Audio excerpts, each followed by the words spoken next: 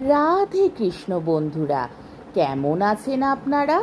আশা করি সবাই ভালো আছেন। আজকে আবার একটা নতুন ভিডিও নিয়ে হাজির হয়ে গেছি। ভিডিওটি শেষ অবধি দেখার অনুরোধ রইল। আজকের গল্প বঙ্কিমচন্দ্র চট্টোপাধ্যায়ের অন্যতম শ্রেষ্ঠ উপন্যাস কপালকুণ্ডলা। আজকে তার 10ম পর্ব। যদি এই রমণী নির্দোষ সৌন্দর্য বিশিষ্টা হইতেন, তবে বলিতাম পুরুষ পাঠক, ইনি আপনার গৃহিণীর ন্যায় সুন্দরী, আর সুন্দরী পাঠককারিণী ইনি আপনার দর্পণস্থ ছায়ার ন্যায় রূপবতী। তাহা হইলে রূপ বর্ণনার এক শেষ হইত।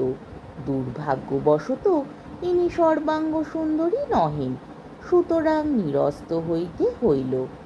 ইনি যে নির্দোষ সুন্দরী নহেন, তাহা বলিবার কারণ এই যে, প্রথমত ইহার শরীর মধ্যমাকৃতি অপেক্ষা কিঞ্চিৎ দীর্ঘ, দ্বিতীয়ত অধরষ্ট কিছু চাপা, তৃতীয়ত প্রকৃতপক্ষে ইনি গৌরাঙ্গী নহেন। শরীর ঈষদীর্ঘ বটে, কিন্তু হস্তপদ হৃদয়াদি সর্বাঙ্গ সুগোল সম্পূর্ণীভূত। বর্ষাকালে বিটুপিলতা যেমন আপন পত্ররাশির বাহুল্যে দলমল করে, ইহার শরীর তেমনি আপন পূর্ণতায় দলমল করিতেছিল।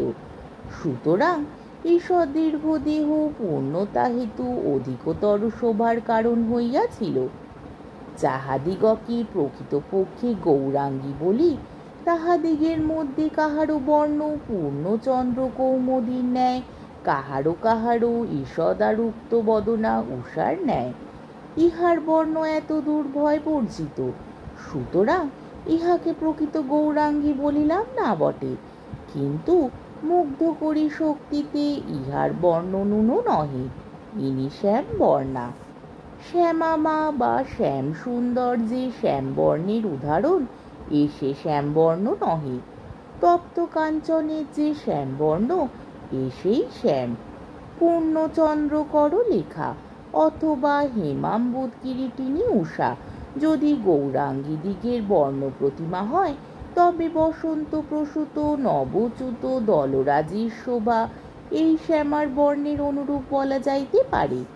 পাঠক মহাশয় দিগের মধ্যে অনেকে গৌরাঙ্গীর বর্ণের প্রতিষ্ঠা করিতে পারেন, কিন্তু যদি কেহ এইরূপ শ্যামার মন্ত্রে মুগ্ধ হয়েন, তবে তাহাকে বর্ণজ্ঞান শূন্য বলিতে পারিব না।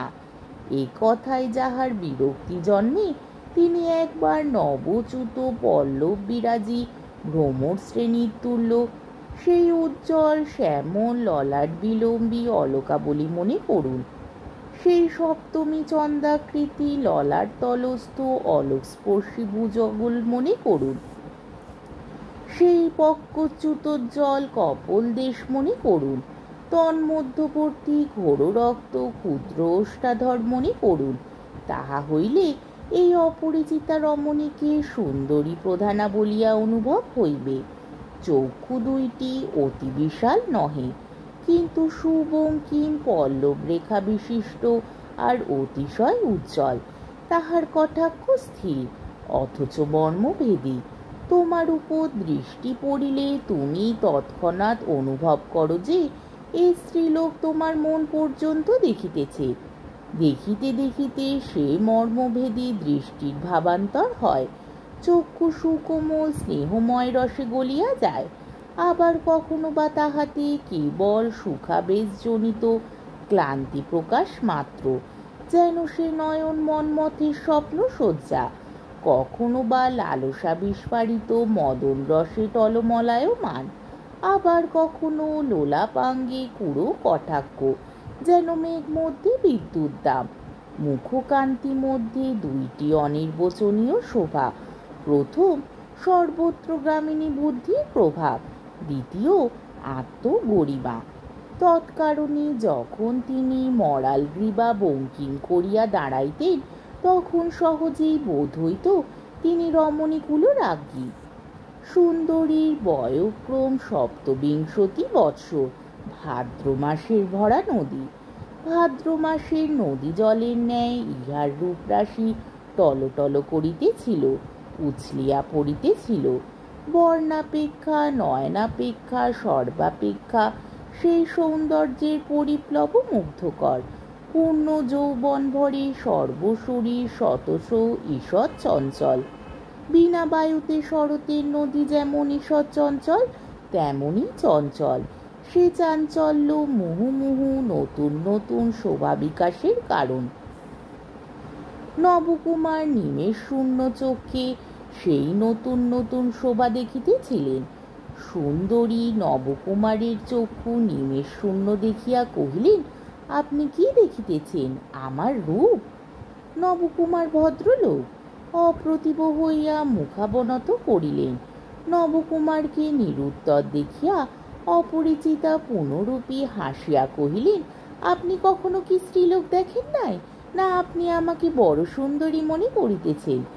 সহজে কথা কহিলে তিরস্কার স্বরূপ বোধ হইত, কিন্তু রমণী যে হাসির সহিত বলিলেন তাহাতে ব্যঙ্গ ব্যতীত আর কিছুই বোধ হইল না। নবকুমার দেখিলেন এ অতি মুখরা। মুখরার কথায় কেন না উত্তর করিবেন। কহিলেন, আমি স্ত্রীলোক দেখিয়াছি, কিন্তু এরূপ সুন্দরী দেখি নাই। রমণী সগর্বে জিজ্ঞাসা করিলেন, একটিও না? নবকুমারের হৃদয় কপালকুণ্ডলার রূপ জাগিতেছিল। তিনিও সগর্বে উত্তর করিলেন, একটিও না এমতো বলিতে পারি না। উত্তরকারিণী কহিলেন, তবুও ভালো। সেটি কি আপনার গৃহিণী? নবকুমার জিজ্ঞাসা করিলেন, কেন? গৃহিণী কেন মনে ভাবিতেছে? স্ত্রীলোক উত্তর করিল, বাঙালিরা আপন গৃহিণীকে সর্বাপেক্ষা সুন্দরী দেখে। নবকুমার কহিল, আমি বাঙালি, আপনিও তো বাঙালির ন্যায় কথা কহিতেছেন। আপনি তবে কোন দেশীয়?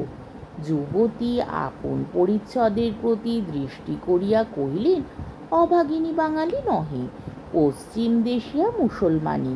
নবকুমার পর্যবেক্ষণ করিয়া দেখিলেন পরিচ্ছদ পশ্চিম প্রদেশীয় মুসলমানির ন্যায় বটে, কিন্তু বাংলা তো ঠিক বাঙালির মতোই বলিতেছে। ক্ষণ পরে তরুণী বলিতে লাগিলেন, মহাশয় বাগবৈদগ্ধে আমার পরিচয় লইলেন, আপন পরিচয় দিয়া চরিতার্থ করুন। যে গৃহে সেই অদ্বিতীয়া রূপসী গৃহিণী, সে গৃহ কোথায়? নবকুমার কহিলেন, আমার নিবাস সপ্তগ্রাম। বিদেশিনী কোনো উত্তর করিলেন না। সহসা তিনি মুখাবনত করিয়া প্রদীপ উজ্জ্বল করিতে লাগিলেন। ক্ষণেক পরে মুখ না তুলিয়া বলিলেন, দাসের নাম মতি, মহাশয়ের নাম কি শুনিতে পাই না? নবকুমার বলিলেন, নবকুমার শর্মা। প্রদীপ নিভিয়া গেল।